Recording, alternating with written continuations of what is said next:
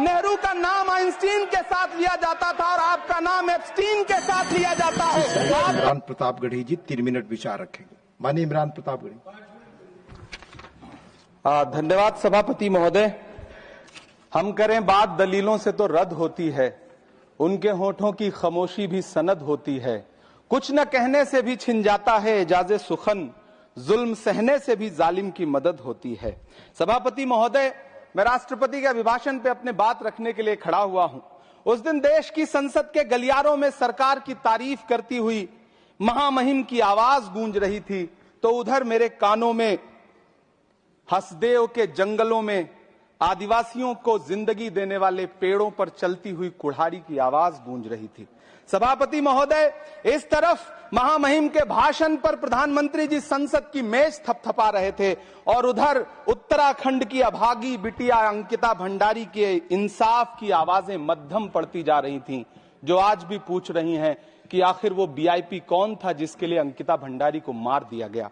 सभापति महोदय, इधर महामहिम सामाजिक न्याय की बात कर रही थीं और उधर उत्तराखंड के कोटद्वार में नफरती लोगों के खिलाफ एक बुजुर्ग को बचाने के लिए खड़ा हुआ दीपक, जो मोहब्बतों की रोशनी लेके खड़ा हुआ था, उसके खिलाफ कोटद्वार की पुलिस गंभीर धाराओं में एफआईआर दर्ज कर रही थी और वो भी उस दिन हो रहा था जब उत्तराखंड के मुख्यमंत्री कोटद्वार में मौजूद थे।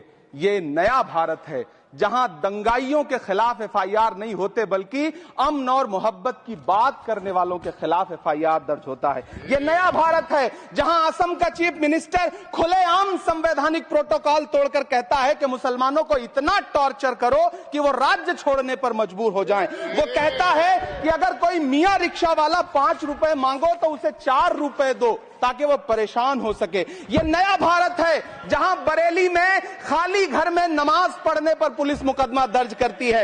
ये नया भारत है जहां क्रिसमस की तैयारी करते हुए ईसाइयों पर सरकार मुकदमा दर्ज करती है। ये नया भारत है जहां जम्मू कश्मीर में नीट का एग्जाम क्वालिफाई करने वाले 50 बच्चों में अगर 42 मुसलमान होते हैं तो फिर मेडिकल कॉलेज की मान्यता ही रद्द होती है और जश्न मनाया जाता है। महामहिम राष्ट्रपति का भाषण में सुन रहा था। सर, यह नया भारत है जहां मध्य प्रदेश के बैतूल में बच्चों के स्कूल बनवा रहे मोहम्मद नईम का घर स्कूल इसलिए तुड़वा दिया जाता है क्योंकि वो स्कूल बनवा रहे थे। ये नया भारत है जहां कोर्ट का स्टे होने के बावजूद बनारस की दाल मंडी में सैकड़ों दुकानें तोड़ी जा रही हैं क्योंकि रास्ता चौड़ा करना है। सभापति महोदय, मैं आपसे कहना चाहता हूं कि जो पीढ़ी